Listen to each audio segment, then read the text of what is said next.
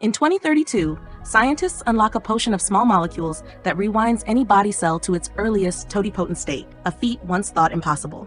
Next, an alt-based CRISPR switch seamlessly restores chromosome end caps, granting the future embryo immortal potential without genetic damage.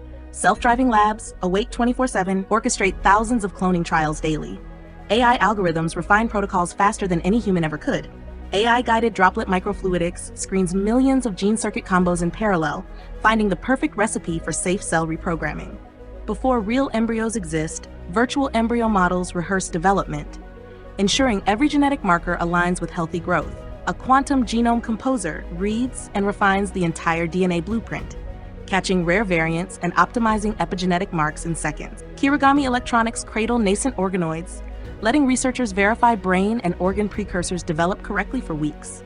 An ethical AI overseer enforces strict guidelines, flagging any anomaly and safeguarding human dignity under UNESCO-inspired protocols.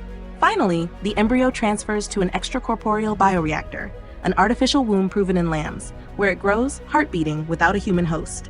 In this new dawn, humanity confronts the promise and peril of self-fabrication, guided by science, AI, and an unwavering commitment to ethics.